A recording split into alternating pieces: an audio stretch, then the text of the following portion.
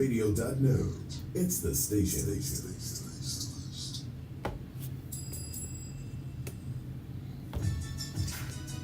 CMPRadio.net. It's the station. See us on Facebook, Instagram, YouTube, all the streaming platforms. You have exactly 2 minutes to tune in. 2 minutes.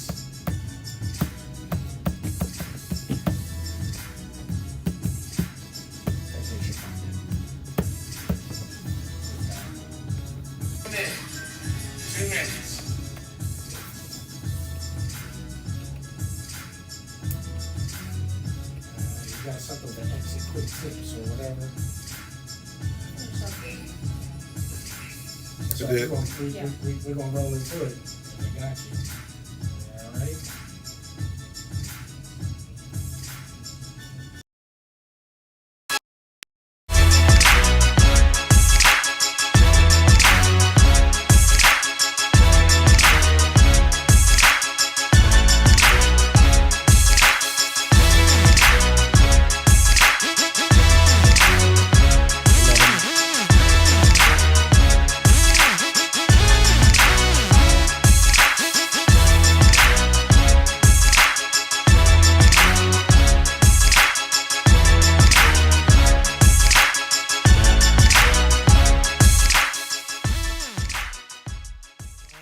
Welcome to the wonderful world of Rich Blye. I am your host, Rich Blye. How's everybody doing this week? After this Easter weekend and this past Easter week and spring break for most and spring break for others that are still continuing. How is everyone doing this week? All right. I hope everyone has enjoyed themselves, enjoyed the sunshine, fresh air, the cold winter blast, the cold rain, the sunshine, the great air, the cold winter blast. It's like Mother Nature is having a fight still with Jack Frost and all of those frost giants and everything trying to keep us chilly. Come on, son. We need y'all to rain down on us real quick. Why? Why not? Listen, I need to. Listen, I'm gonna say this personally because I always talk about personal stuff. Right. I don't speak for everybody else. Okay. As you can see, I'm melanated. True. I need that sunshine. You're about to get it. You're about to get 4 months of it. Listen, it's not enough. You're rushing it? It's not enough. It's enough? No. And if it's not enough, you know where you can go back to? Not go back where? Hold on. Go back. You know where you go back to? Go back. Wait a minute. Hold on. First of all, go back where? North Carolina. Okay. What?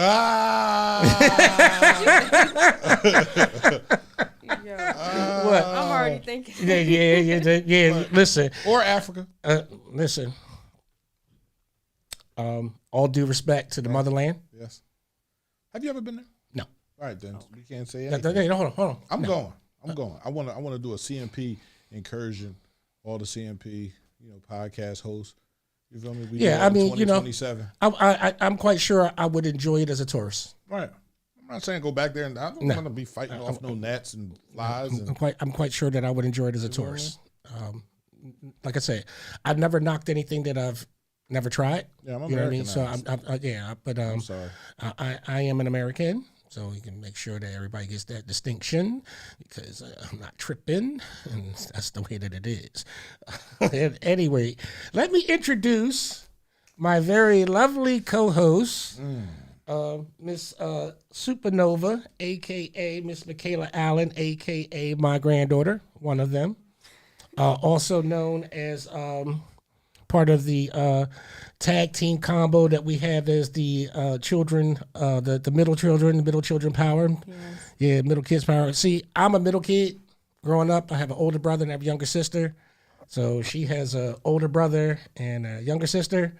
And we know what it feels like to be alienated. Yeah. So us middle children have to stick together. Yeah, we do. We absolutely do. People don't understand the power about being a middle kid. What's it like being a middle kid in your household? Okay.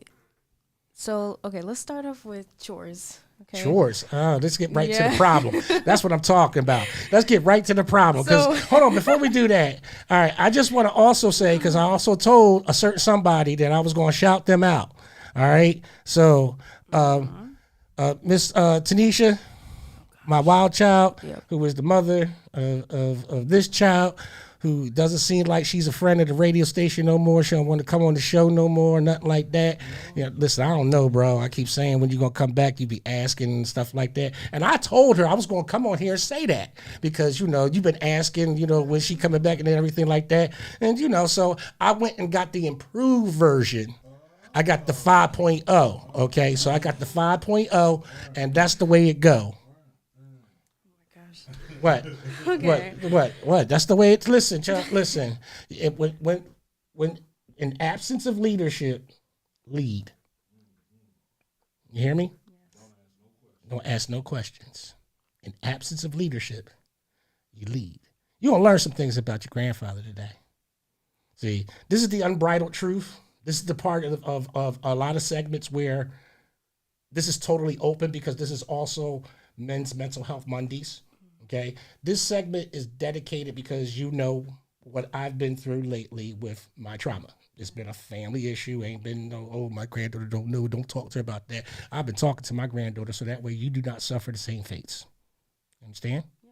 Okay, so it's also that type of day. So this is where during these 2 hours, you get to be as free as you want to be because I want to hear it. I want to be able to absorb that energy from you and learn from you and understand you so I could be a better grandfather. You understand what I mean? All right, so let's go. Chores. Okay. Mm-hmm. So now how now it's just me, and that runs out the picture. Right. Chores. I've only have one, Okay. but sometimes it gets a little overwhelming, and that's like reasonable because the little one can't do any chores, Right. and I mean it's not like she doesn't know how to clean up, Right. but I find it hard to want to get up and actually do them sometimes. Well, I can understand that because as a child, I never wanted to do chores either. I didn't. I did not want to do chores.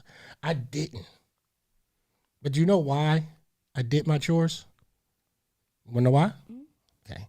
First of all, my mother would beat the hell out of me. Okay, that's number one. For everybody that don't understand what type of household you grow up in, I'm sorry that you did not have the type of discipline where you had a mom or a dad that put a foot in your tail. So understand I'm speaking from an experience. You don't get that, but understand that's why there's a difference. Okay? So hold on. So you've been at my place, right? Yes. Is my house in order or is it a wreck? It's in order. All the way in order?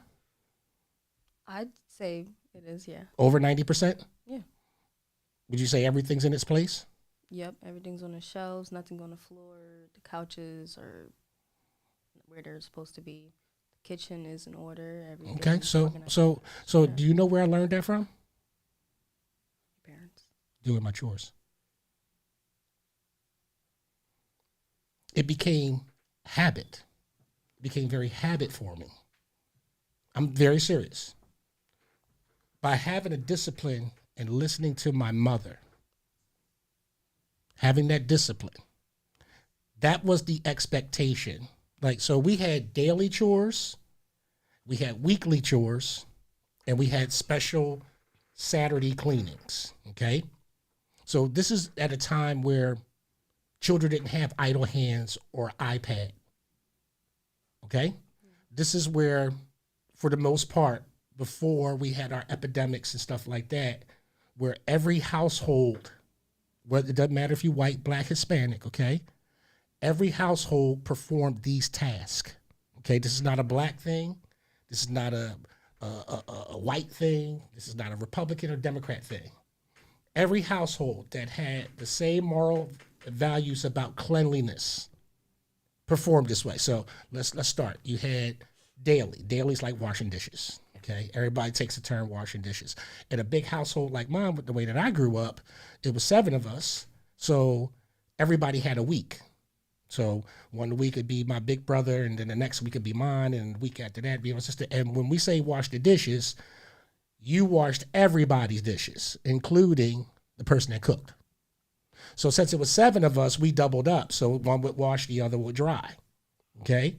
So depending upon in our household who you got teamed up with, you either had to carry somebody, like my little brother, or you got whipped into shape, like my older brother or sister. So being in the middle, I either had to pick up the slack from my younger, or I had to hurry up and learn on the fly from my big brother who didn't cut me any slack. So what I learned was that if I do my chores consistently, if I put things back where they belong, like the personal stuff that belongs to me and not your sister or your brother or anything like that, if I put those things back in my places where I know that they're secure, then my mom wouldn't yell at me. And that's what worked. So I thought about me. I thought about the things I wanted. I didn't want to get yelled at. I'm the type, I don't like being yelled at. I don't. As a middle child, I don't like being yelled at. And chores is something that you shouldn't get yelled at. So that was your daily. So your weekly chores was like, keep your room clean. My room was cleaned. It's clean. That's the hardest thing, isn't it? Especially for a girl, right? It's listen, your mama is my child, okay? So we're not going fraud on no evidence, okay? I got evidence. I know and understand that it's hard for a girl sometimes to keep a clean room, huh? Yeah. Why is that? Speak truthfully. Be honest. Come on. Okay. Speaking to the mic. Be honest. It's really just my clothes, and then because I'm somewhat of an organized person, and I'm not I agree. gonna lie, I've learned that from Iona. Okay. Only cause it was enforced on me. It was enforced on me. I'm heartbroken. But also a lot more. I'm heartbroken. No, you taught me to like better ways to make sure it doesn't stay out of order. Like time management? Yes. Okay. And sometimes I would like keep stuff that felt like very personal to me, and I feel like it's kind of gotten in the way. Sometimes we don't realize when we outgrow certain sentimental value things, you know, because we want to hang on, say, to our youth or to a different time and place that gives value. Okay, you know, and trust me, we all as adults, it's called hoarding. It hasn't gotten that bad. But I know it's not gotten that bad, but again, it's a psychosomatic thing that it starts early in your life where you don't let go of things that you outgrow. You understand what I mean? Mm-hmm. There are a lot of people out here in this world right now that are adults my age that act and behave the way that they do because they have not let go of. Hold on, turn this up. What's the name over here? Sorry, you see all those notices. We can things that they're supposed to outgrow that they haven't outgrown. You know, and because they haven't outgrown them, and because they still have an attachment to it, they're going to continue on and start accumulating and keeping different pieces of a life that they're supposed to let go of. You know? So it's like you're 14 now, right? Okay. So you have a pair of shoes right now that you're not going to have at the age of 21. Right? Okay. And why are you going to let it go? Because I can't fit it anymore. You can't fit it anymore, or it's outlived its youthfulness. It's gotten worn down. It doesn't have the same type of appeal. You know, it's out of style. You know, for many reasons. But we let them go because they've served their purpose. In life, there's going to be people like that. Okay, where they serve a purpose. They're only there for you in a period of time. You know what I mean? Mm-hmm. They're only there for you in a period of time. They're not there for you continuously. They're not there for you to see if they're going to be with you for the rest of your life. Sometimes you will have lifelong friends. Sometimes you may just have people that just might come into your life for whatever reason, for the moment or whatever, this, that, and the third. But other than that, You have to take people and expect them at the rate that they show you how valuable you are. You know what I mean? Yeah. Okay. And that's where it starts with family. What else we got? What else got going on? Because like the first hour of this show is yours. Because I have a whole different segment I got to do in an hour. You know, I got to do my stuff and everything like that. So this is totally dedicated to my granddaughter, SupaNova. SupaNova. I got to make sure that I put the super. What you mean? I like it. See, let me say this to all of you grandparents out there. I'm not a stuffy grandfather. I'm not stuffy. I don't believe it. Oh, I'm the grandfather. I love having fun with my grandchildren. I love conversating with them. I enjoy seeing that, right, wrong, or indifferent. I don't care because I know that, and before anybody thinks I'm being morbid, I'm not. But I have a mortality. Clock's ticking. You know, nothing's promised forever. So if I don't enjoy the life that I have with the children that I watch being born onto this planet that don't physically belong to me, but I remember all of the Wawa trips and the shoulder. What? You forgot about that? I got those videos. Oh, I got yes, I do. I got every video. of the Harlem Shake. I got all of, what you mean? I'm supposed to have these memories, granddaughter. What? What's the problem? What's the problem? You shy? I'm just thinking back and like, oh my gosh, I was so weird. What you mean you were so weird? I was a weird child. How was you a weird child? How was that weird that you were happy and expressive? See what I mean? See what society does? Society takes your best moments, and because it's not carefully scripted into what everybody else does, they try to say, oh, you're weird. No, you're not. You are unique. You are your own person. And I don't say that you're better than anybody else, because you're not. We're all flawed. We all mess up.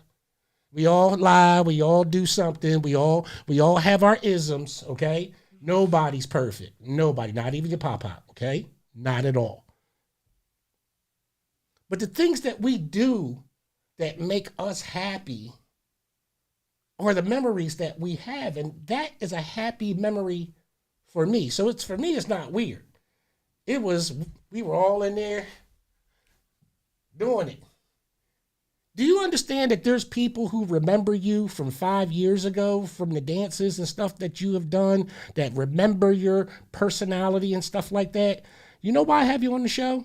Because I don't want you to lose that as you get into your teenage years, because peer pressure tells you that you have to change your personality in order to fit society. That's not what I want. I want you to be able to be free. So this is why you're on the show. And it's your show. Take it away. Like, you gotta run this thing. I'm just here. I'm the co-pilot. I'll tell you what we can do, can't do. Right now, you do whatever you want. Yeah, right now you can do whatever you want. Go ahead, it's your show. Go ahead, take it over. You can do whatever you want. Okay. You can do whatever you want. I'm just here. I'm just here. So I wrote this poem when did I read this to you? You read this to me last week? This is a very moving poem, by the way. I'm not gonna set up the introduction. You better run your radio spot. Stop playing.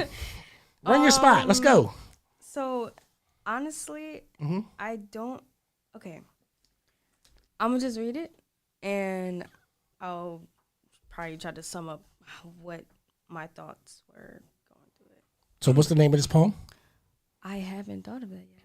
You haven't thought of it? No. Like, it just felt so, just like it happened. Can I give it a title? Yeah.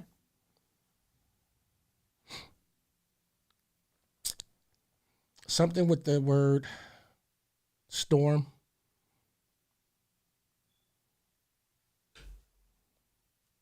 I don't know. I wanted to say pop-up storm because it's so that this poem is so personal to me. Like, I'm dead serious. This is also part of the reason why I wanted my granddaughter on the show, because I really wanted her to read this poem that she wrote. You know what I mean? And let me get out of the way, because I know everybody's, Rich, shut up and let your granddaughter talk. Go ahead. Come on. Okay. They don't whisper, they crawl. Speak up. They don't whisper, they crawl. Through the seams of your mind, under the skin of your thoughts, quiet at first and breathing. You can feel them breathing. They wear your voice like a stolen face, saying things you never dare but somehow recognize, twisting your reflection until you don't know which version is real. A splash, a moment, something horrible, so vivid it leaves fingerprints on the inside of your skull. You try to look away, it follows you, try to drown it out. It gets louder, you tell yourself this isn't me, but it laughs low, patient, like it's been waiting for you to doubt that. Because that's how it lives, not in truth, but in the space between fear and belief. It feeds on what ifs, on the flinch of your chest, and on the way your stomach drops when the image won't go away. It doesn't need to be real. It needs to feel like it could be. And sometimes in the dark, when everything is quiet except your own breathing, you swear it's not just inside your head anymore. You swear it's watching you back, but here is the part it hides, the thing it will never say. It cannot move your hands. It cannot make you act. It cannot become you. It can only haunt you as long as you mistake it for something alive. And it will try again and again and again until you remember the scariest thing about it is not what it shows you, it's how hard it tries to make you believe you're the monster. That's that. Let me see that. Let me see this. Let me see this. Right. So I wanna. They don't whisper, they crawl. Like and you pause right there. They don't whisper, they crawl. What is it about? What do you? Or are you speaking like intrusive thoughts? Yes. Yeah. All right. So here we go. Therapy.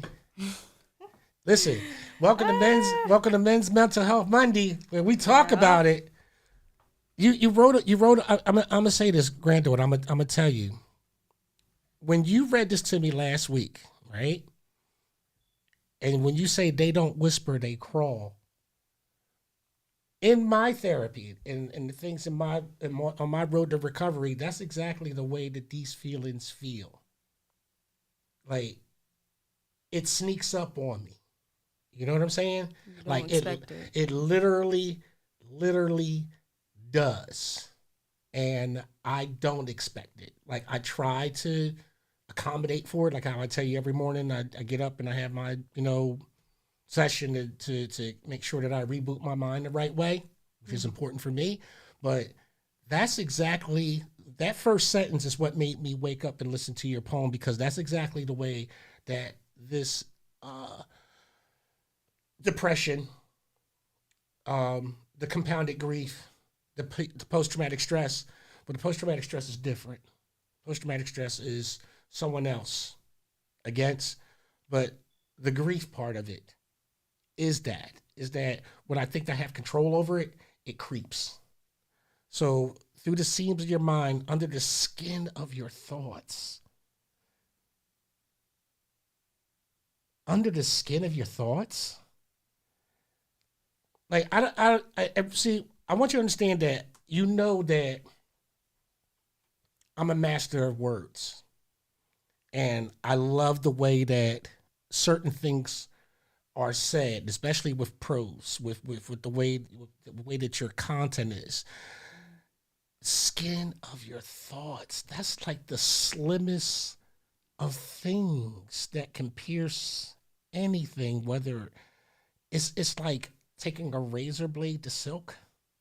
Is that basically what you were going for with that type of, what's the name? I'm telling you what I got out of it.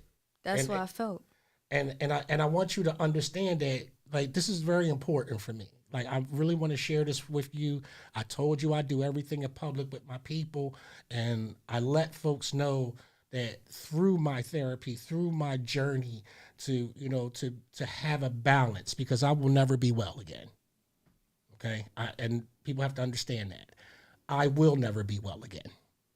Okay? I will always have a teeter point. And it's okay because I've accepted it, I've embraced it, and this is the type of resilience that actually helps me because this poem is me. You can feel them breathing. They wear you like a stolen face. It's like they take the joy, they take the emotion, like that first morning person that you look at when you brush your teeth and you smile. And then after you finish brushing your teeth and then you look at yourself and that smile goes away. That's what it feels like. Is that you wanna be happy, but it's like they just steal it. They just take it, right? Saying things you would never dare, but somehow you recognize twisting your reflection until you don't know which version is real.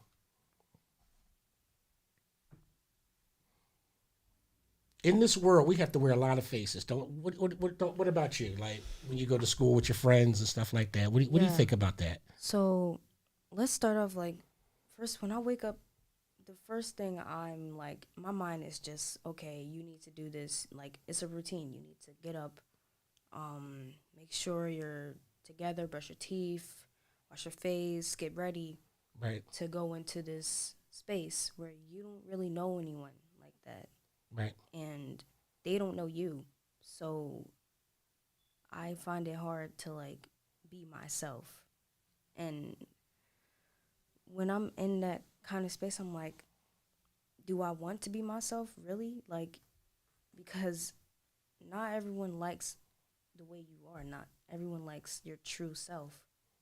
So do you like your true self? Do you want to be known as someone who you think you are, or do you want people to know you what they think you are? I could tell you. I remember what it's like to be 14 and to be an oddball because I was a nerd. Listen, your grandfather was a nerd. Okay, in some respects, I still am. Very nerdy. Okay. Listen, there's people that don't like me because they call me an old nerd, or I don't dress like everybody else, or I don't talk like everybody else, or anything like that. Can I tell you something? I love me. If I had to go back in time and choose all over again what type of person I had to be, I would still choose me. You understand that? When I look back in life, even through the things that I went through, that things that were done to me, not things I did, not things I caused, okay? But things that were done to me, I still would choose me. Do you believe that it shaped who you are today? Absolutely. Absolutely. Being called a nerd is satisfaction to me.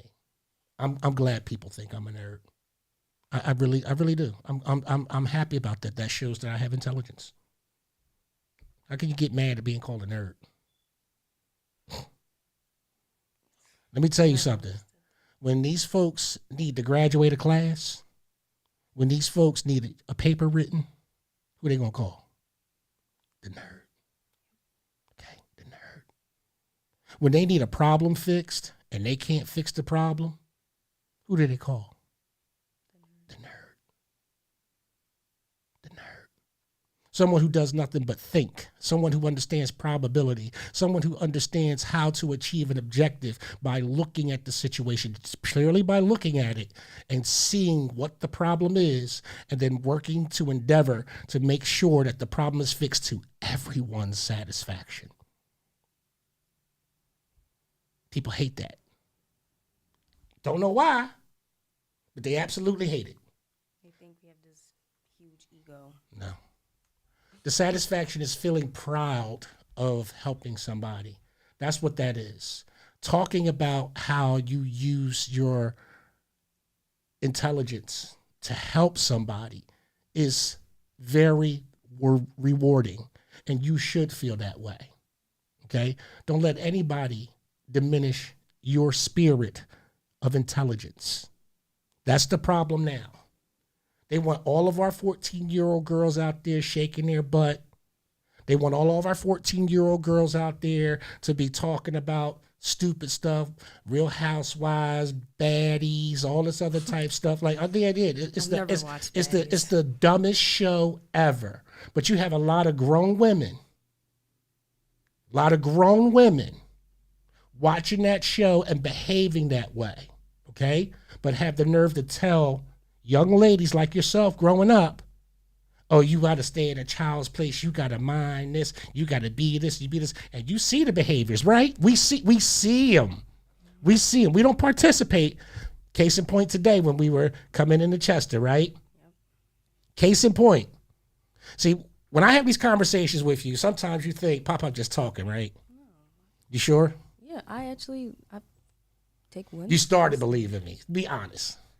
Be honest. Okay. Come on. Be honest. No, I've always appreciated the I know you always appreciate it. Listen, I know you always appreciate it. I'm talking about, did you believe me?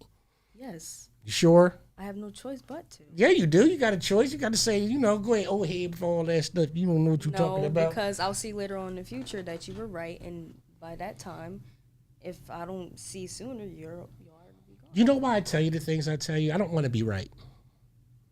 It's just that I've gotten it wrong, And when you've gotten something wrong in life and you have children, you have grandchildren, you don't want your descendants to suffer. I don't want you to go through none of the stuff that I went through. So that's why, ta-da, you know what I mean? Mm-hmm. Middle child power and other stuff. This is why this is necessary, to bridge the gap between what you like and what you don't understand about my generation, and I can explain it, and then you can explain some things to me about your generation, so that. I hate my generation. I hate it. What's up? Talk to me. What's the problem? What's the problem that you think somebody my age, almost 60, needs to understand about teenagers today, and be honest with it, because that's what we're here for. What do they need to know? I honestly don't understand myself. I mean, give me an example. What don't you understand? Okay. So let's talk about the whole brain rot on YouTube and stuff. I don't understand, because I didn't get my phone until I was probably 9 or 11. Mm-hmm. And these grown adults are giving in to their children, having these devices at such a young age, and it's shaping them to fit the internet. They're so fixated on, I don't know if you heard of this, but Tung Tung Sohor, or whatever the heck that is. What is you know? I don't listen. I don't watch television. It's brain rot. Granddaughter, when you come over to my place, do I watch TV? No. Thank you. Now go ahead. I don't know. So you got to tell me. Heard of 6-7? I know what 6-7 is. I don't. It's the element on the periodic table for hoe. It was okay. It was very popular back when I was in 5th grade. Okay. And then it got popular again in 7th, and now here again, and I don't get it. I don't get why it's so popular. I don't understand. Each age group is still latching on. These things happen in stages. All right, let's talk about hip hop. Hip hop started in what? 80s, late 70s, early 80s. Let's put it at a fixed date of 1983. Okay, so from 83 to 93 is 10 years, right? So each year there's a new generation of people being born into a culture. Same thing with this 6-7 thing. See what I mean? Yeah. It's a new generation being born into a culture that's overlapping with your age group and time. Unfortunately, part of the problem is that some of the adults that are in your age group have not grown up yet. They have not let go. They have not let go of some of the things that they need to grow up and let go of, which is what you're seeing with these adults, like these men, so to speak. So let's talk about that. What's it like being 14 years old and basically being verbally accosted by grown men on your bus rides? I mean, see, here's the thing. We're going to talk about this because there are people that come onto my Facebook pages and they like to talk about how other people are treated, but they don't want to talk about how our young black girls are treated. They don't want to talk about how our young black boys are treated. They don't want to talk about how our black men are treated. They don't want to talk about how our black women are treated. They want us to talk about stereotypical nonsense. They want us to talk about the issues that they can relate to, which is what they see on TV. But when we start talking about the things that actually affect us in certain ways, like how these men degrade you, and you're my granddaughter and I know about it, okay? How they degrade you now that you're a teenager, we need to put this out in the air because there are either some fathers that's going to hear it, there's some mothers that's going to hear it, there's some political types that may hear it, but they think that I keep making this stuff up. Tell me what it's like when you're on a bus and a grown man is trying to talk to you. Speak it to the mic. I've actually, okay, so I'm going to talk about the situation that actually did happen on the bus. Okay. So, I'm not trying to be racist, by the way. You ain't getting arrested. Immigrant. Ain't nobody going to touch you. Imagine that. It was a Mexican. Okay. Yeah, I know about. Hold on. And he was Mexican. He was Mexican because he got spoken to in Spanish. Just to let you know, there was a confrontation about it, and he got spoken to in Spanish. Go ahead. So he actually had tried to, like, he was like, "Oh, can I be your friend?" And I'm like, I didn't know he was talking to me at the time. So he's like, "Oh, can I be your friend?" And I was like, "No." And he's like, I don't know what's up with Mexicans. Like, they're so pushy. Like, they try to get up on you. Yeah. And like, I don't know, like I feel like he was luring me. He was being aggressive with it. Yeah. Like he was trying to push you to be his friend. See, and I'm gonna tell you why I'm bringing this up is because in certain areas we have a problem, and there are people that don't want to talk about this problem, but when this problem hits my family, I'm gonna talk about it, because one thing that my family is not going to be a nobody's victim. Nobody's victim. I don't care where you from or how you feel about it. So, but go ahead. Let's talk about this incident, because I have some people who are on my Facebook page who are going to see this later that think that they can tell me and push me around that I'm not supposed to talk about what happens in my black community. But go ahead. Oh, so at first the whole friend question didn't even come up first. He was like, "Oh, do you have Instagram? Do you have a boyfriend?" I'm like, this is a grown adult. So how old, if you had to estimate an age, was he say over 25? Yeah. Over 30? I feel like he looked like he was in his 20s. In his 20s, so you would say like about 25 to 30. Yeah. 25 to 30. Okay, that's still too old. But go ahead and hold on. And this is on a bus ride to school. Yes. Okay, go ahead. So, yeah, and I don't know, like, I just kept seeing him, like, on the bus, like, whenever, because he actually worked at the gas station near my school. Mm-hmm. So I, like, kept seeing him, and he just staring at me. Like, it's like he just had a staring problem. Like, he kept staring at other people, too. He had an attraction. I mean, like, I'm not saying you were attracted, but you could tell when somebody's fixated, okay? That's a better word. He had a fixation, not an attraction, a fixation on you, so to speak, right? Yeah. Okay. So long story short is that he was spoken to, and we haven't seen him anymore, right? No. Okay, and so that's what I try to tell everybody of these good the end bedtime stories. I'm the type of grandfather, I'm going to have one conversation with you. I'm going to ask certain questions as to who, what, where, when, how, what time. And then I'm going to tell you, don't worry about it. And then you're never going to have that problem again. Have you ever had the same problem twice with your grandfather? Have you ever had the same problem twice? No. Okay. This is what we're supposed to do. As grandfathers, we're supposed to, out of everybody in the family, we're supposed to be the ones that are held to the standard of getting it done. That's what grandfathers are for. See, we don't have to waffle like a parent and tell you, "Oh, I'll think about it," or maybe, or put a condition on it, okay? Listen, and I know parents are looking and stuff like that. I don't care. That's what makes me a grandfather. This is the beauty of it.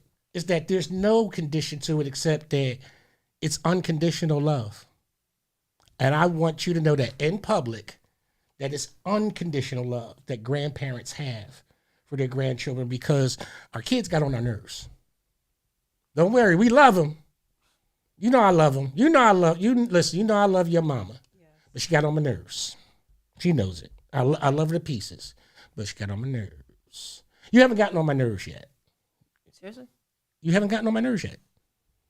You think you gotten on my nerves? Yeah. You did? Yeah. No, you no, I'm gonna tell you.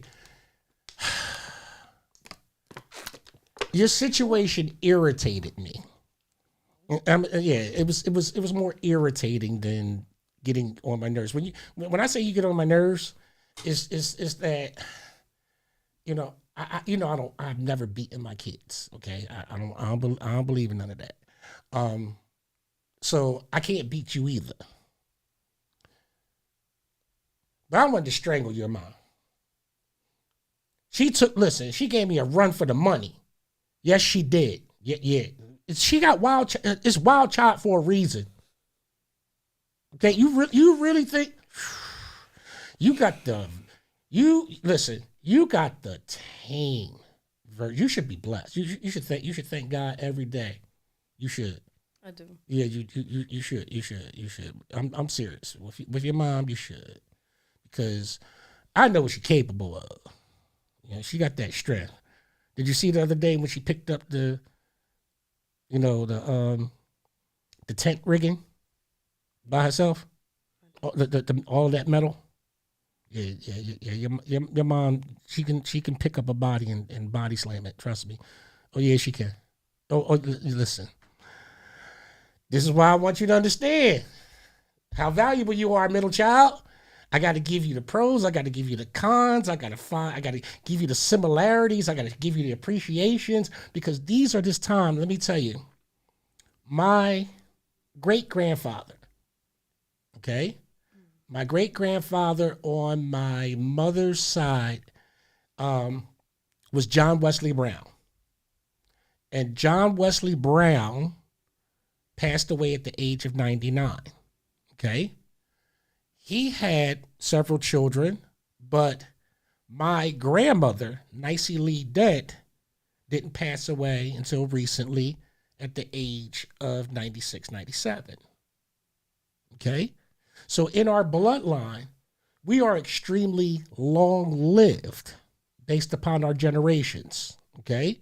So as a child, at your age, 14, I actually sat down at the feet of a man who was a sharecropper. That means former slave. Okay? That means his father was a slave, and he came up from that era. And when we were young, we were made to sit, to learn our history of who we are in our individual houses. This is why I don't want you to be part of society. Society is going to lead you astray. Society is not going to give you moral support. Society is not going to give you moralistic value. Society is not going to share your family values. Everybody's going to share their opinion on how you should be based upon their own experience and where they come from. But they don't come from the ancestry of former slaves. They don't come from an ancestry of those who fought for this nation. They don't come from an ancestry of understanding survival and the struggle. Your generation, you don't have to struggle. Ain't no struggle. Ain't no struggle for you. No. Tell me what you struggle with. Tell me what you struggle with. Tell me what you struggle with. Like everything? You struggle to eat? Yes. Ain't nothing in your house. No. No. Oh, Yeah. Stop playing. No. Stop. No. I know you struggle to eat something. Like, but don't play around. Don't play. Niche. I did not set that question up, Niche. I'm not getting in trouble for that. Stop playing. You gonna get me in trouble? I'm gonna get smacked when I sent you home. When I said this, she gonna be right. I have plenty of food in the house. She'll be right outside with Alea's brass knuckles. I have plenty of food in the house. Okay, thank you. Yeah, we don't get grocery shopping weekly. Weekly, yes, weekly. Okay. I eat when I can. Eat when I feel like it. When you feel like it, okay. When I feel like my body. When you feel like it, right? Yes. I'm able to eat when I feel like it. Guess what? I'm hungry, yes. Guess what? Guess what? I know struggle. I know at the age of 14 that if I wanted fish, I had to go fish for it. No, I'm dead serious. Where I grew up at, we would walk down to the creeks and the rivers. This is in Philly, okay? So this ain't farmland or nothing like that, okay? This ain't farmland. The same places that you go by, the Schuylkill River and Wissahickon Creek and everything like that. Yeah, we could fish out of there back in the day. And we would go fishing. Now, my grandfather, Momo, my grandfather Shorty, he was a chef, and he would tell every kid, all right, you go and you catch all the fish, but I get to keep half. I'll clean it, I'll cook it, I'll do everything for you, but I get to keep half of your fish. So we would all be down there, and none of us would leave until we all knew together. This is like 14 kids. We wouldn't leave until all of us had enough fish together. And then we would come and they'd bring it to my grandfather's house, and he would count out the fish on the steps, and this is mine, this is mine, this is yours, blah, blah, blah.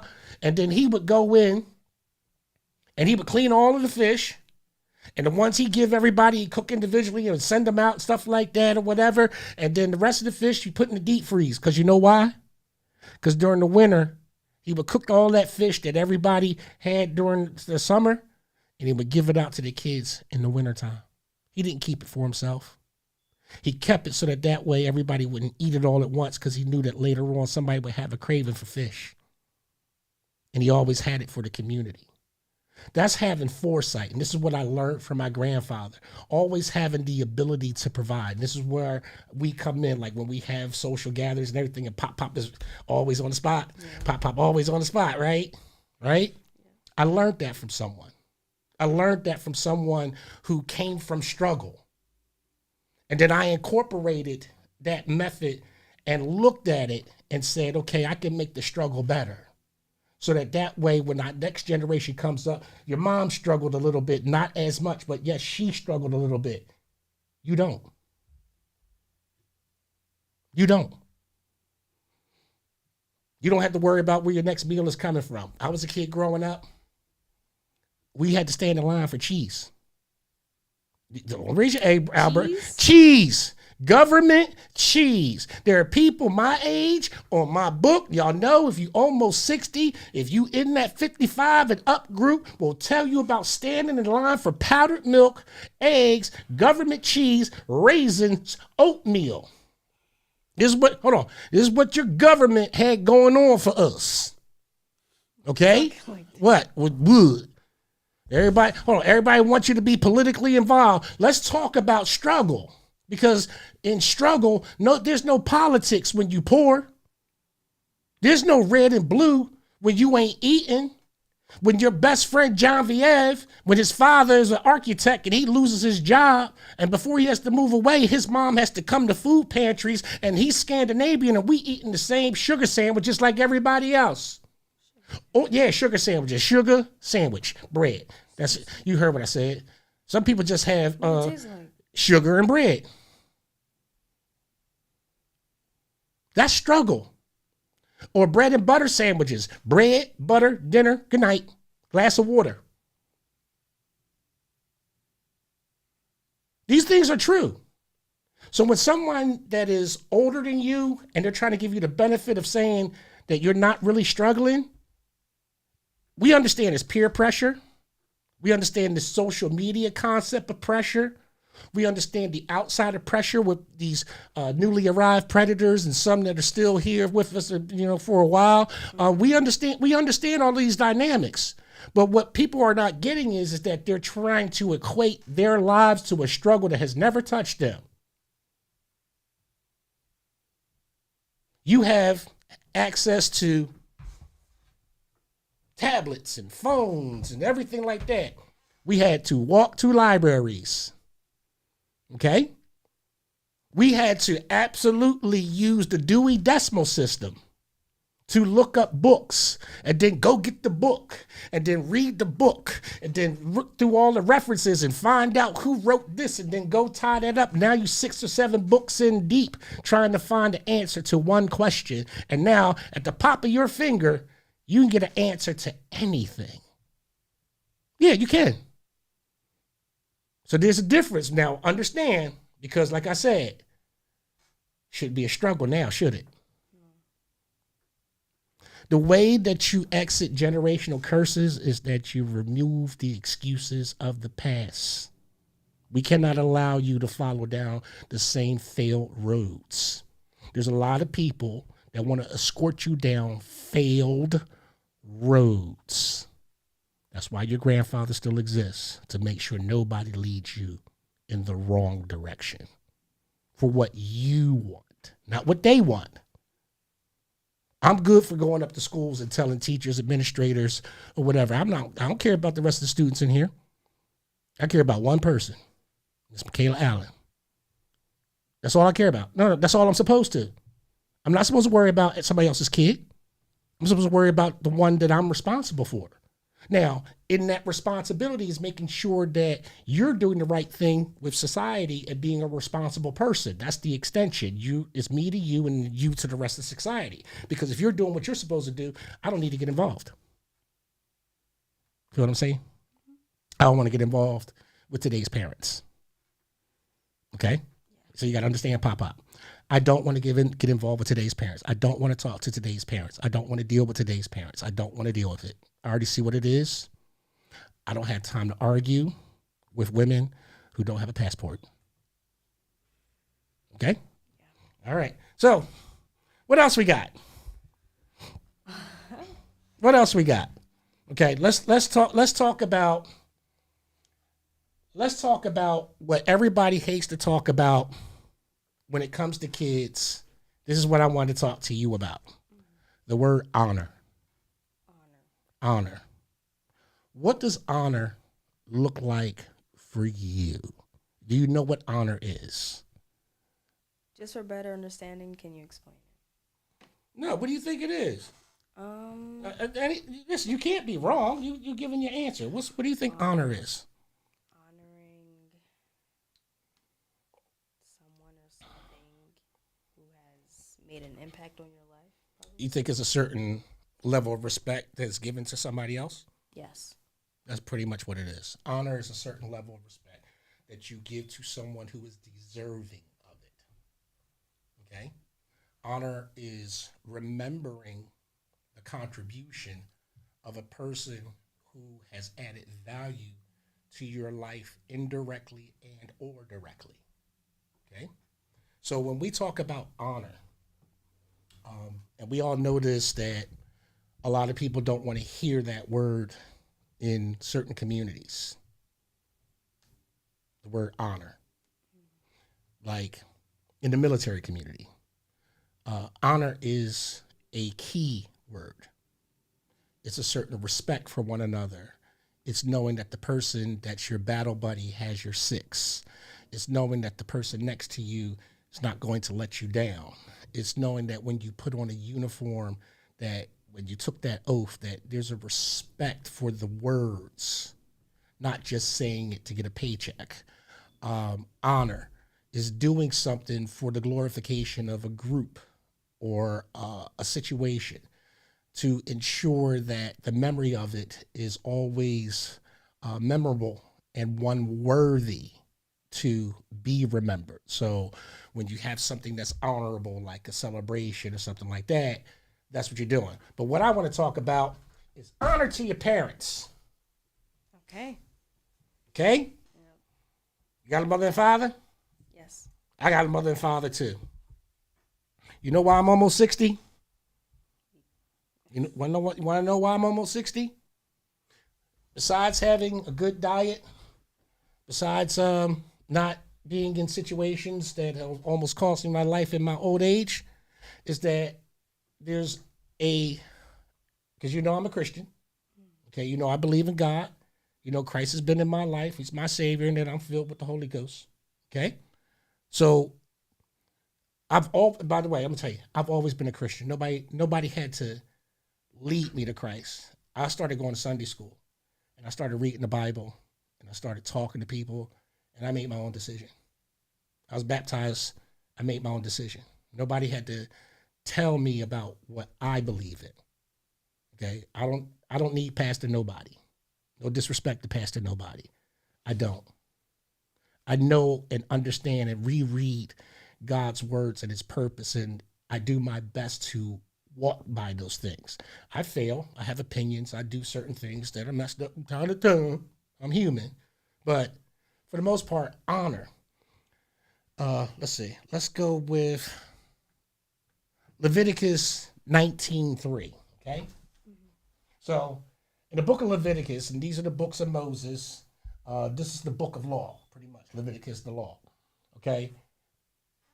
19:3 says, ye shall fear every man, his mother, and his father, and keep my Sabbath.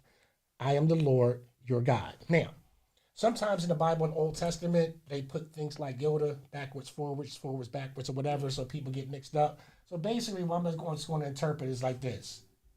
Every man shall fear his mother and his father. Remember how I talk about that you should have a healthy dose of fear of your mother? A healthy dose. People don't understand what a healthy dose is. Can you play with me? Well, you know when we playing, but can you play me? No, I can't. Why can't you play me? No, be honest. Because I played you before, and you played me before, and I beat you to the punch. Yes. And you learned a lesson. Hey, guess what? Can I tell you something? That's growth, granddaughter. Because I'm going to tell you right now, most women cannot hold themselves accountable. If you learn this at this age, you're going to be a dynamic person. This is accountability. This is not shame. And it's up for men like us to teach young women about what type of relationship that you should have with a man that has the qualities of, say, your grandfather. Okay?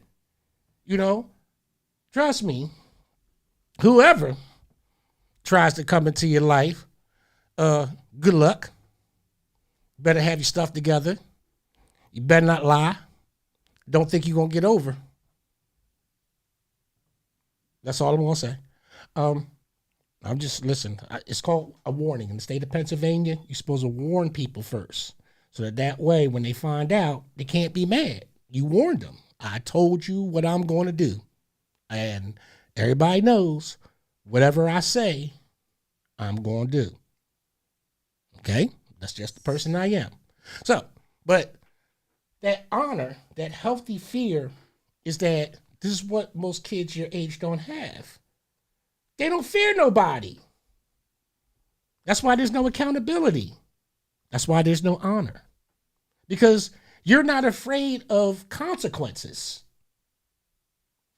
Actions, behaviors, consequences, ABCs. If you think ABC and everything that you do, my action, my behavior equals consequence, you'll stay out of trouble. That's what I had to learn. ABC. Actions, behaviors, consequences. And that's what I learned after the age of 18. Okay? So that's that. Healthy fear. Not, oh, my mom gonna hit me. But, man, my pop-pop is gonna kick my A if I go in here and he already said don't go here. That's what should be on the top of your mind. My grandfather is going to kick my A if he finds out I'm here. Yes, I will. Be somewhere you ain't supposed to be. I get a phone call. Oh, I will come get you. What? So let's go to Exodus. Let's go to Exodus. Exodus is the 10 Commandments, pretty much. So in Exodus 2012. Exodus 2012. So let's look at 20. Let's look at 12. Honor thy father and thy mother, that thy days may be long upon the land which the Lord thy God giveth thee. Okay? Notice it didn't say love. It didn't say love. It said honor. Honor is from within, just like love. But love is nurtured. Honor is earned. Get it now? Love is nurtured. Honor is respect. It's earned. You're supposed to have that respect for the honor that they earned. When you hear people, I didn't ask to be brought on this planet. You're right. And can I get a return on all them birthday cakes and all them tricycles and all them blow pops and all those trips to the Please Touch Museum and all those baby clothes and all those trips and the parties that we had for you and giving you money and people coming in and giving you money and all the other stuff? You didn't ask to be here. But let me ask you something. Did you benefit? Do you benefit? No, I want to know. I want to know, because I don't know what it's like to say to my parent, I didn't ask to be here. I could not have that type of gall to say that to never. I know you've never said, but you've heard it. Yeah, and it. Yeah, you've heard it. And see, this is the pressure that I'm talking about with people in your age group. They say things about us, then they think that, that is cool and that's hip. And it's not. It's a disrespect to the spirit of the parent that you would actually feel as though that you're so insignificant that you think that you were born onto this earth for nothing. I do believe I have a purpose. You're supposed to have a purpose. Your life was purposeful. Your mother's life is purposeful. Your father's life is purposeful. My life is purposeful. Everybody's life is purposeful. It's how you apply it's how you apply the purpose. It's what you want to do with it. It's you being resolute in your actions and having matching attitude, behavior in order to reach your goal. Don't worry about everybody else. Oh, you're different. Your hair different. Oh, you ain't got the right kind of shoes. You ain't got the kind of shoes I got. I got these shoes. They cost $150. Look at you. You look at your jeans. They raggedy. Can I tell you, every successful person on the planet has been talked about like a dog, and now they sitting up here in crusted jewels and being driven around in Rolls Royces and all types of stuff. The Tracy Morgans, the Eddie Murphys, everybody got buck teeth, this, that, and the third. But you know what they did? They stayed focused. And they also had powerful parents, grandparents, fathers, mothers that understand this emotional train that people are going to take you through. And this is what we say, don't even worry about that. If you just stay on this track, they going to listen. And now you came to Chester and learned a lesson, didn't you? See, people don't believe me when I say, come to Chester, you get taught something. This is your first time? No, it's not your first time in Chester, but it's your first time in Chester with me. And you learned a lesson, right? Something you'll never forget. And it's going to enhance you. It's going to make you better. And that's how God is. When God wants to teach us a lesson, he'll put the lesson right in front of us. Then it's up to you as the individual, to decide if you're going to do what's right and what's wrong. That's our choice. That is our free will. It's up to you, not how you feel, not how you think, what's right and what's wrong. Sometimes you need to insert, which would have been wrong. Or sometimes you got to watch the parade of monkeys go by. And then show them what good performance looks like at the end. Because now they're going to remember me too. But it's the way that they'll remember me. It's the way that they'll remember you. Let me tell you something, granddaughter. There are people that are going to love you for who you are, and then there are going to be people that are going to hate you for the very same reason. You feel me? There are people who love me for who I am, and there are people who hate me for who I am. I love you guys. I do. And that's what I want you to understand about life coming onto this program today and talking about that. But let's talk about another word. Obedience. Oh, everybody hates that dreaded word, don't they? Obedience. What does obedience mean to you? What does obedience mean to you? What does obedience mean to you? What do you think obedience means to you? Well, Speak up. Speak in the mic. Speak in the mic. Come on, speak in the mic. okay. Well, I've only been told I was disobedient. Who told you were disobedient? I think it was grandma one time. Hold on. For everybody that don't understand grandma who? Grandma, Yvonne? Yes, your great grandmother. Yes, great. Okay. Great. Okay. Making sure. Okay. Yeah, listen. Don't be front, I forgot. don't be fronting on Vonnie. Don't be fronting on Vaughn. Don't be fronting on Vaughn. Don't be fronting on. Listen, don't be fronting on Vaughn. Listen, I know you're great G-mom, man. You better stop playing. Listen, don't be fronting on Vaughn. Vaughn come a long. Listen, how you doing, Vonnie? Vaughn come a long way. She come along. I love her. Listen, I love her. I do. She's come a long way. She talks to me. She asks me how I'm doing. That everything. How's your father doing? How's your grandfather doing? You talk to him, stuff like that. You know what I mean? She don't have to, but she does. You know what I mean? That shows that there's love there. So anybody that asks about me, she's not asking in a roundabout way. She's asking directly, how's your father doing? Is he okay? Da, da, da, da. That shows that someone has love and or compassion for you. And I've been knowing her, for all of 35 years of your mother's life? Pretty much. Your mom's 31, 32, something like that? 33. 33, yeah. So all 33, I've been knowing your great G-mom for 33 years. You know what I'm saying? So I know not to mess with Vaughn. What are you talking about? That's honor. What do you mean? What do you mean? Listen. If you don't know, now you know. I know she's going to be like, that's right, Rich, you tell him. Oh, my God. Are you kidding? That woman held together your family like nothing other. You understand what I'm saying? Yeah. Okay, I'm dead serious. And you give praise to where praise is due. Everybody doesn't have to like what everybody does in their lifetime or like what everybody says, and people can get stuff wrong. You know what I mean? Your great G-mom's been wrong. She said it. She says it to you, that she's been wrong before in her life.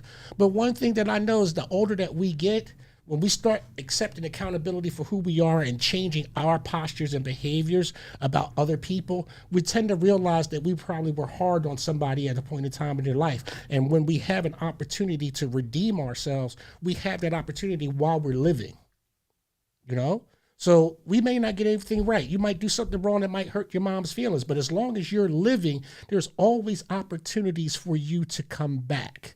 But let's get into Ephesians 6. No, let's stay with Proverbs 23. Okay, hold on. Let's go to Proverbs 23. Because I want to balance out all of these things that I keep saying to you, so you can understand why I say the things that I say. Hold on a second. Proverbs, Ecclesiastics. 1 second. Usually I have my stuff all lined up, but I have multiple verses today, so I actually have to make sure that I get. Here we go. So Proverbs 23. Not that. I used to win at Bible drills. So 23, 22. Hearken unto thy father that begat thee, and despise not thy mother when she is old. Buy the truth and sell it not. Also wisdom and instruction or understanding. The father of the righteous shall greatly rejoice, that he begetteth a wise child that shall have joy in him. Thy father and thy mother shall be glad that she gave birth to you.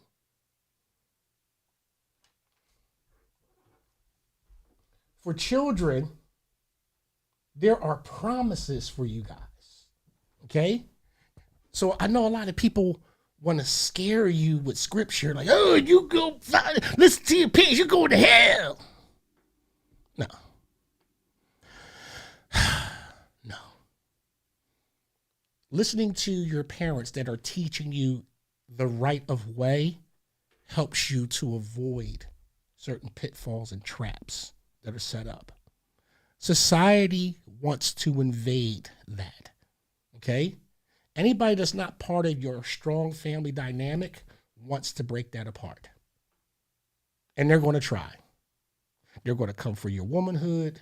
They're going to come for your skin color. They're going to come for the length of your hair. They're going to come for, your form. They're going to come for the color of your eyes. And they're going to say, no, your grandfather don't know what he's talking about. He's talking about from a time that's way old, and that's just so old, and he don't know what he's talking about. He ain't never been nowhere. He ain't never been this. He ain't never been that. Da, da, da, da, da, da, da, da. That's what society is going to do. I promise you. I promise you. They have to do that to you. They have to break you down. They have to take your spirit. They have to get you to be disobedient. Because they know that that's what kills you. Disobedience kills the youth. I did not listen to my grandfather one time. Once.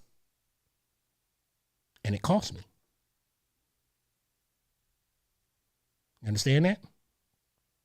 It cost me. And it cost me for the rest of my life. There's no ever going back to that point in time in my life at age 18 where I can ever change what happened that day. That day happened because I was foolish, hard-headed, thought I knew everything, thought I could do everything, and did not want to listen. Remind you of somebody? Yeah. Okay? Remind you of a few people, right? And because of that one moment in time, I had to become something for me in order not to become what they knew I would turn into. They knew that if they took away my access, they knew if they took away my source of education, if they knew that once they placed this stamp on me and said convicted felon, convicted felon, convicted felon, convicted felon, they knew once they put that stamp on me at that day and age and threw me out into the street that I wouldn't survive because I was a nerd. I didn't have any priors. I didn't have any juvenile. I had no juvenile. None. Zero. You understand? I wasn't out there in the street. I wasn't out there thugging it. Da, da, da, da, da. I was working. I had a job ever since I was 14 years old. 4 years. Ever since I was 14, 15, 16, 17, 18. I was working. Hustling, baby.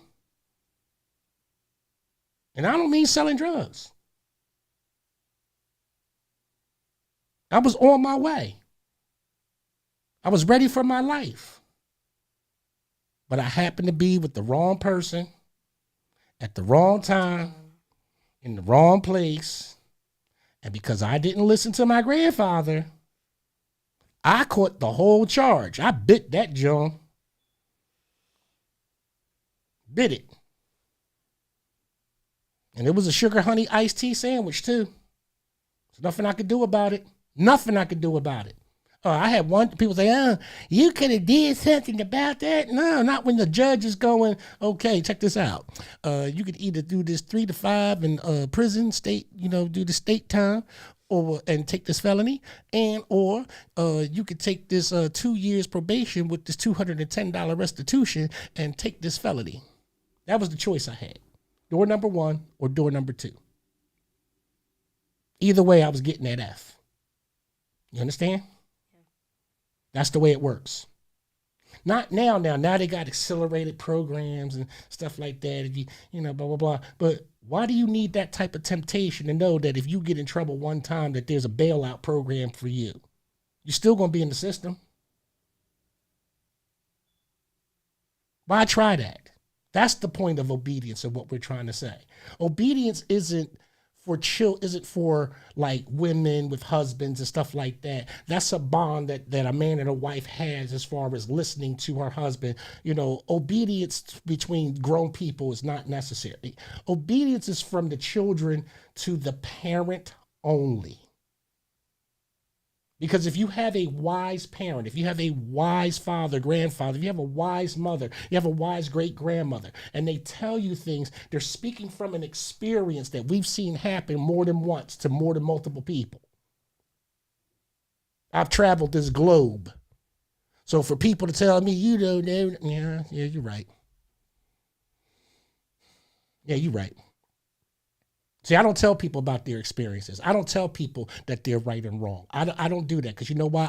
I can't walk a mile in another person's shoes. I can't tell somebody that, oh, your life has been like this and this is the way you da da da da. No, people show me how their life is. They show me exactly where they've been. They show me how they treat other people, and I watch them. I'm a great observer. I don't go and interject myself into nobody's situations, but I watch to be careful. That's what I learned about having this on my chest, is that I hang back and I watch the parade go by. I ain't the drum majorette. Yeah. I don't do that.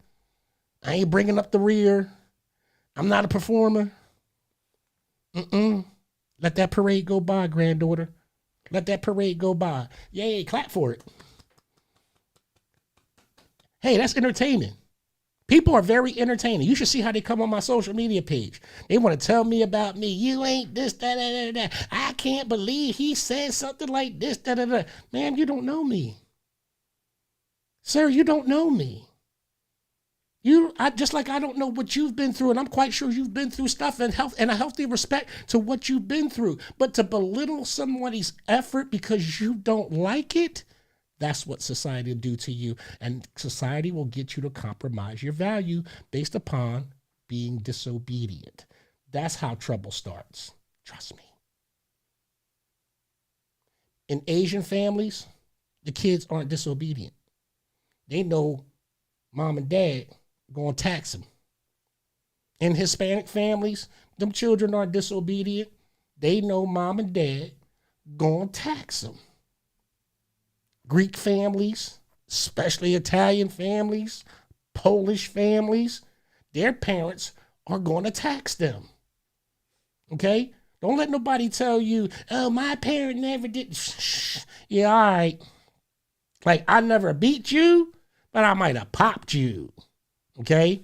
I might have given you a little spot on your butt when you was a child. That's not a beating. Okay? That's a poop, get your stuff together. You know what I mean? But spat, that's not my style. Okay? But correction is needed for life. Okay? That's why we have autocorrect on the phone. Correction is needed for life. And the only way that you're going to get correction is by what? Being obedient.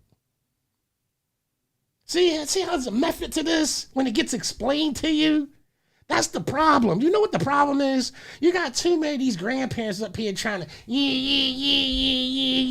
like they was like they ain't do nothing wrong. Listen, let me tell you something. Any of these grandparents are from the 80s like me, I got stories to tell, like Biggie. Okay? All right? They was dropping it like it was hot back in the day too. All these grannies, yeah, don't let none of them grannies that tell you about, ooh, the 80s was wild. They was out there too. They was at the Freakniks, okay?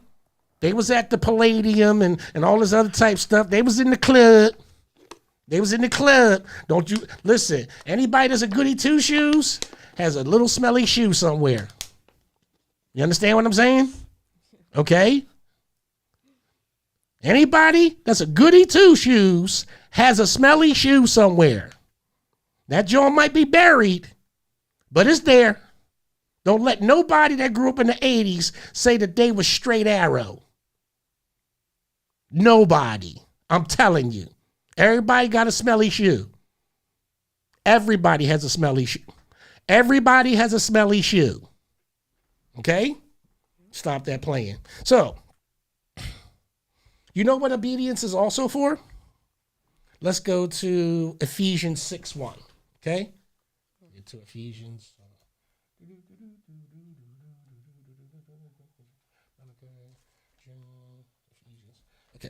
Okay. Ephesians, what did I say? 6:1?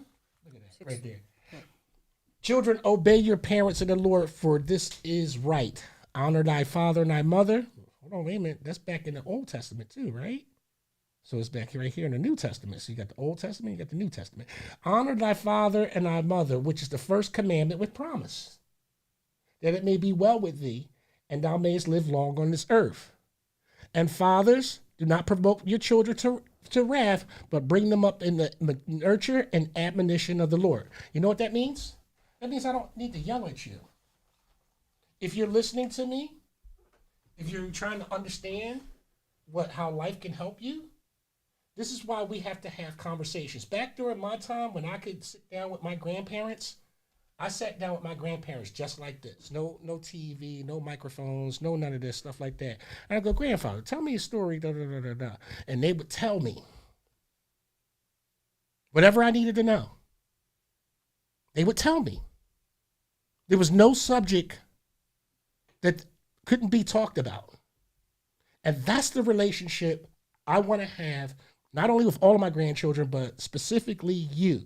Because I know that you're coming into a point in age where you're making decisions socially about the person that you want to be. And sometimes it's real scary to have conversations with certain adults because why? Come on, tell the adults why it's scary to have conversations with them. Come on, tell them. Tell them you can say anything you want. Go ahead, ain't nobody gonna do nothing. Tell the world. Tell them why it's scary. Tell them. Tell them. It's the fear of being like judged or shut down. Rejection. Yep. That's real. Can I tell you that I felt the same way too when I was growing up? Not having somebody to be able to talk to that would understand me or understand the range of emotion that I'm going through at that age and how I felt. I remember what it's like to be 14. I have not forgotten what it was like to have to sit in silence while other people say, you're this and you're that, and you'll never be this and you'll never be that. Isn't that like the most worst feeling in the world when somebody just crashes your whole world as a teenager and shows no respect for your value? It's the worst feeling in the world. That's why I'm your grandfather, because I recognize these things.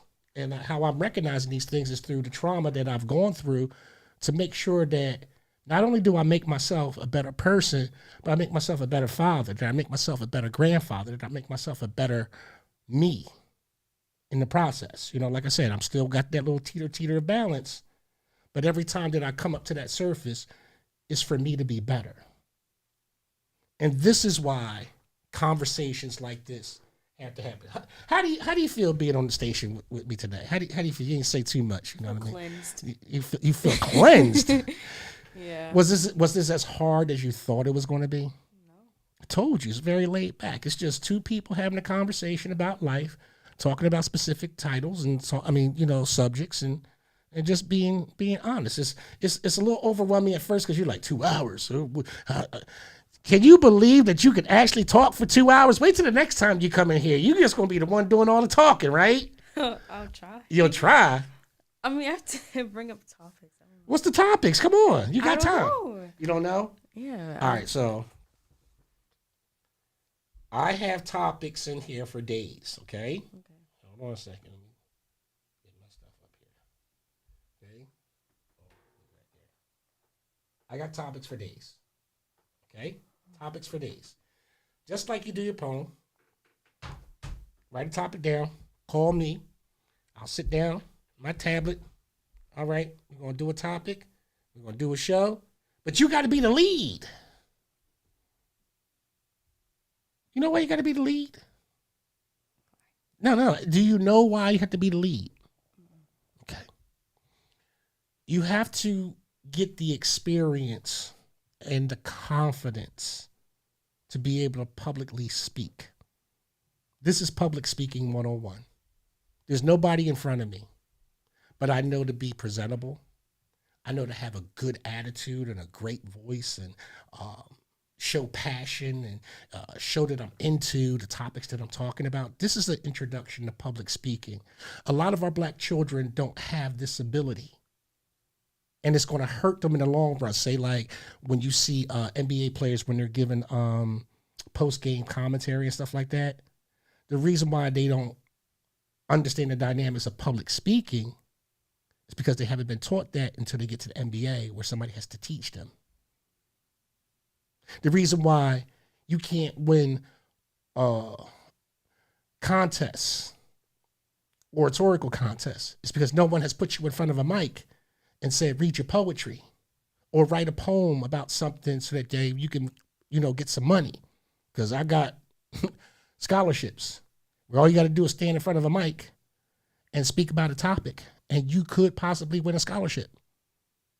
And there's plenty of those out here in America, in Chester, from a lot of these groups, oratorical, speaking, scholarships.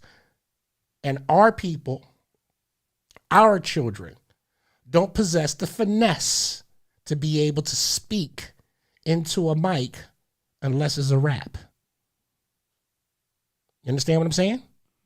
We come from a place in time in history where having the ability to speak in public was not just a skill, it was a necessary requirement as a passive in life. If you go look at all of those black and white videos where they're talking about civil rights and stuff like that, and you see all of those black people get up and they're talking in public, do you hear them going, ooh, yeah, and ooh, and none of that? They're speaking great English as if they went to school all of their lives, right?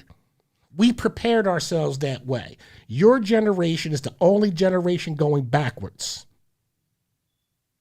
Because you have people telling you that this is nerd stuff, that this type of stuff you're not going to need. You see the Angel Reeses in this world, right? How they're in, how they're in the public view. They have to get taught how to talk in front of a mic because that's where the money comes from. You don't hear nobody telling Angel Reese to slow down, be humble when it comes to her cash, do you? Okay. Why are you going to listen to fools telling you to slow down and be humble? You know that we're the only group of people that they tell to slow down and be humble?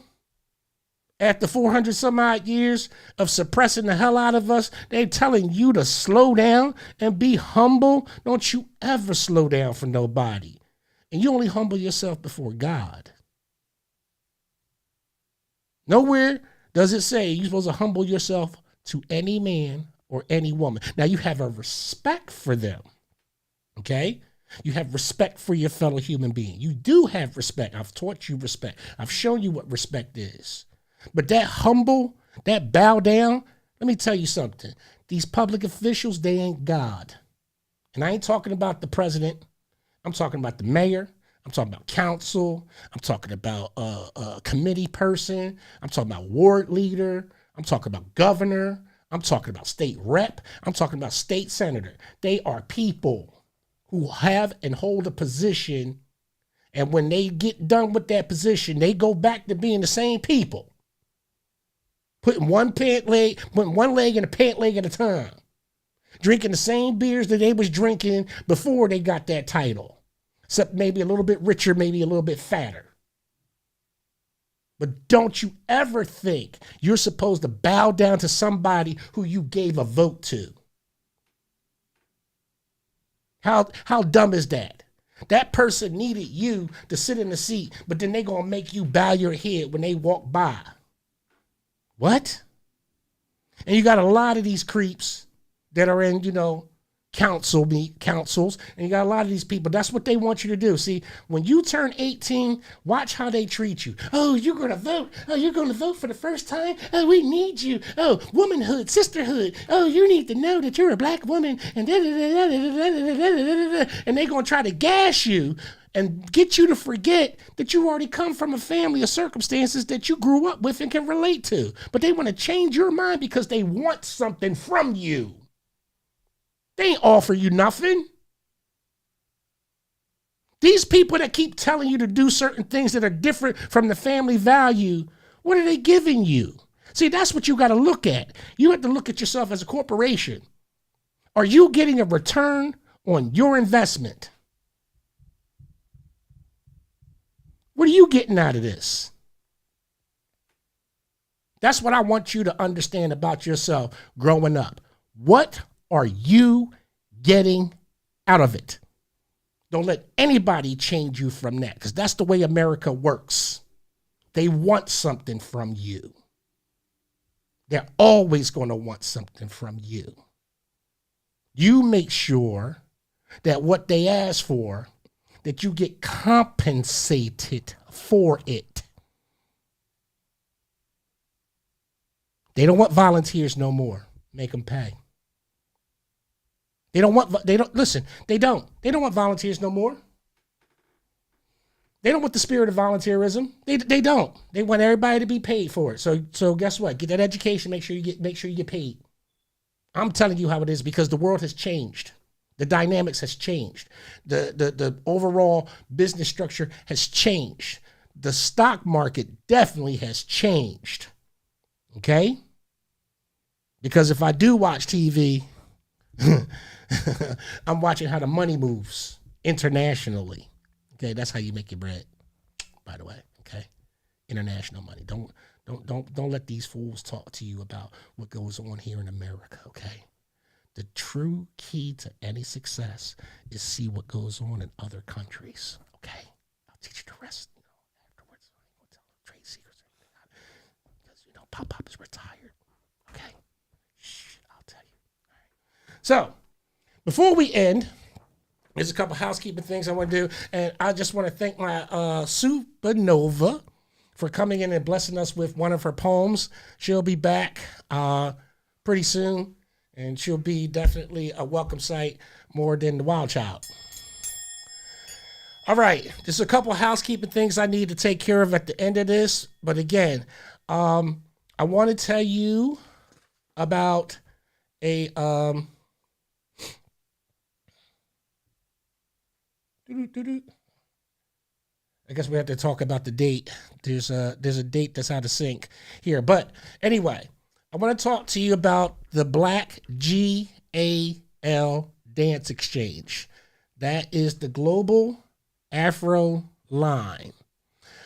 The Black GAL Dance Exchange is to unify Black girls through dances around the world to diffuse tension, colorism, and decisiveness through dance. The girls will embrace the beauty of their natural complexion, hair, and learn to embrace one another throughout the diaspora through rhythm and dance.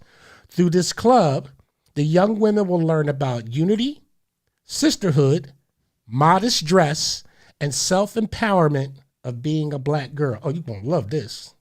You can check this out. You ain't got to join, but you can check it out. Are you liking how it's written? Yeah. Oh, I'm not done yet. Hold on. Don't calm down. All right. The G.A.L. Global Afro Line is embracing the beauty of ourselves as you naturally are. This is a not anti-anything. Don't come with an anti-nothing. Don't come over here with it. Don't come over here with it. I promise you, not only will you get your feelings hurt, you're going to get your heart broken. Don't do it. This is something that's necessary and needed in our community, and this is why I'm not asking for no money from nobody, because I got it. Embracing the beauty of ourselves as naturally as you are. This is not anti-anything. This club is for Black girls to have something of their own independently to what they bring to the table together, understanding and seeing similarities between each other in the diaspora. They will also learn skills such as crocheting, sewing, and cooking classes on Saturdays by yours truly and some special guests that I'm going to have coming in to show these young ladies how to prepare economical meals to help out mom and stuff like that, to let mom sit down for like 45 minutes while a child can prepare a gourmet meal, so to speak, for a family. Okay.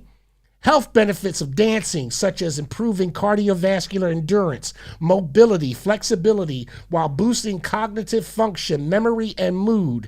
As a versatile, low-impact activity, it enhances balance and coordination, reduces stress and anxiety, and fosters special connections. Regular dancing can also aid in weight loss and improve bone density. Dance keeps us connected to our roots, culture, while healing through the movement.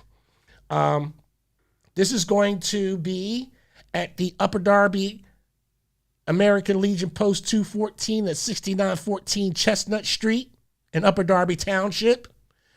For right now, after school, it'll be every Tuesday from 3:45 to 5 p.m. during the school week. Once we get ourselves established in there and start to build a class, I'll have more announcements coming up.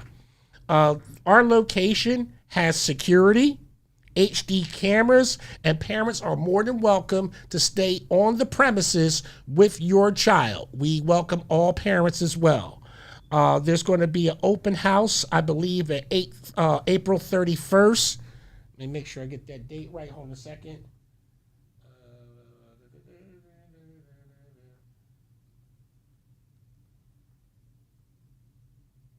I got to make sure that I got a couple dates right. So I'm thinking that I need to talk to my person that's running it. I think that she meant to say May 31st, and then the first day was supposed to be tomorrow, but I have to check back with her. So I will get back with you as far as this flyer information, but that will start this April. We'll ask that you give any allergies or medical conditions. We do have a waiver that you understand that it is a personal liability waiver. We are going to make sure that your children are safe, but we need to understand that your child, based upon your word, can participate in these activities. Video and videography form, this is also going to be in the hands of my instructor. The only male that will be on premises will be me, the key holder. The only person that have access to any film or anything with our camera is my commander, Lisa Kelly. There you go. End of story. We are going to ensure that anyone that comes to our American Legion for any events is held to the highest standard. We don't waffle with you. We don't debate you. We don't ask you what you think. This is what we are going to do to make sure that our kids have something safe, that they learn, and they enjoy themselves at the same time without it being political, without it being this, without it being that. We need to get back into the fun-loving aspect of having children doing activities where they don't have to think about adult situations and be involved in adult situations that's going to cause them to grow up faster than they need to be. So we will make sure that you can contact Miss A. Hold on, let me get her number on here. Miss A's info is 484-466-6304. I'll be contacting her after this show to get a firm date because our American Legion has also undergone some renovations as of late. And we just had our hall painted. So we need to come in and do a cleanup in there and make sure that we're ready to receive our guests. That'll be sometime by the end of this week as we look to show you what our American Legion in Upper Darby Township can do. I'm also very proud to say that sometime in April, we'll be having a Boy Scout troop returning to the Upper Darby American Legion Post 214. So we'll have something for boys and girls in our community. And again, so that nobody tries to make it political, I'm not asking for your help. I'm going to support that too. Because I don't want anybody to come in and say, oh, we're not going to help because we don't like Rich Blye. Thank you. I know you don't like me, and I understand that's why you don't help people, because I won't be what you want me to be. Sorry. So if it takes me fundraising, if it takes me going out here and hustling myself to raise the money myself, no problem. I can work $25 a week and make some money for programs. I've done it before. I'm not going to use the excuse that the government don't like me or this party don't like me or these people don't like me and they don't want to help me. Let me explain something to you, granddaughter. Yeah, nobody's going to like you. But if you do it yourself, then you don't have to pay nobody back nothing. You don't owe anybody anything. You can stand up with your head held up high and your chin off your chest because you don't owe anybody anything. I don't owe anybody anything. I don't owe anybody anything. I owe my success to people who have supported me. And the way that I thank them is through my integrity. The way that I thank them is by being the person that they supported from the beginning and never changing. That's how I thank them. By holding up to that standard of the reason why they wanted to support me in the beginning. There are people that clap for me, but then try to stab me in the back. And there are people right now that are going to try to make you forget that a strong heterosexual black male made history in Delco. They want your grandfather forgotten about. As long as you remember me, my legacy lives. As long as you remember me, the foundation that I provided for you lives. It's solid. Can't nobody knock us off of our perch. Can't nobody knock you off that perch. You have to stay in the safety of your family for right now. So that way when you become stronger, you can exit from here and you can come out and you can be your own superwoman. You don't have to ask anybody for help. There are going to be people that are going to help you because of what I've done to help other people. Okay? Be honest with them. That's the number one thing that I'm going to give you with anybody. People ain't going to like you for your honesty. So what? They're going to respect you for your honesty. But the people that love you are going to love you for being honest. Okay? Be a person of your word. If you can't do something, don't volunteer. If you can't be there, don't do it. Things happen, things get in the way. But don't promise somebody something and then don't do it. That goes against your reputation. That goes against your integrity. And more than anything, people won't give you a reason why they won't come around. They'll just say you full of sugar, honey, iced tea. And they'll say it to other people who didn't have another opinion about you. Okay? When you do your best is for you. Doing your best is for you, for nobody else. You ain't doing your best to help no team. You ain't doing your best to help no company. You're not doing your best to help nobody's social situation. Right now is where you are selfish for your life and you get the best for life for you and only you. And once your life is blessed, then you'll become a blessing for others because then you'll be forged from a fire that most people are afraid to warm themselves up to.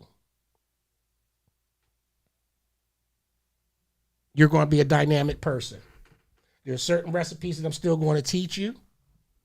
See, what people don't understand, and I'm going to help you with this.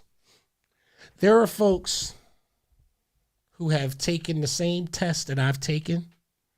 There are folks that have been trained the same way that I've been trained.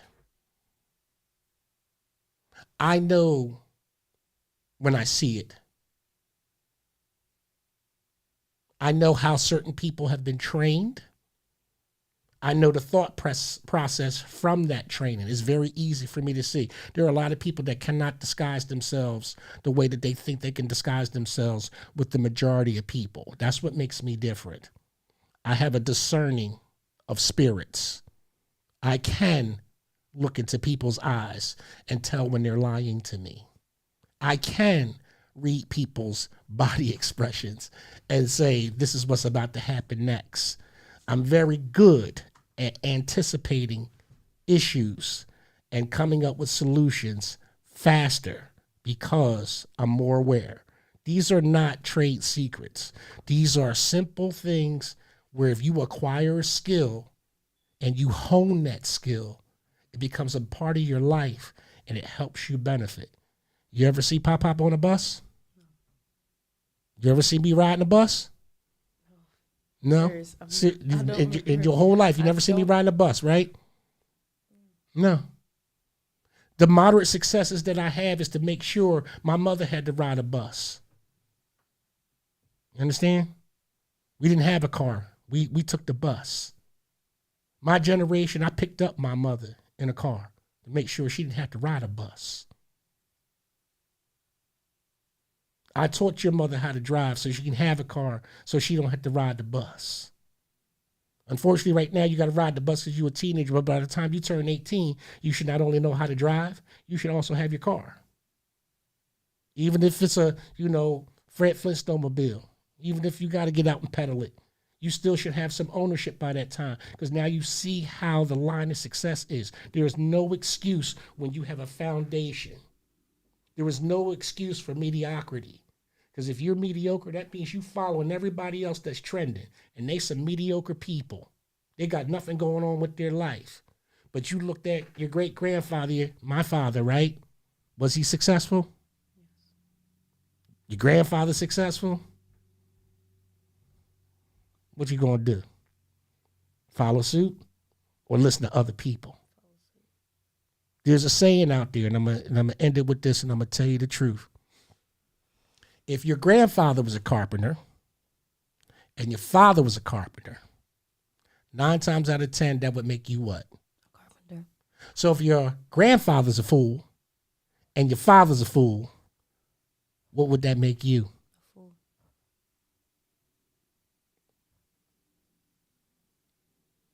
You got it now?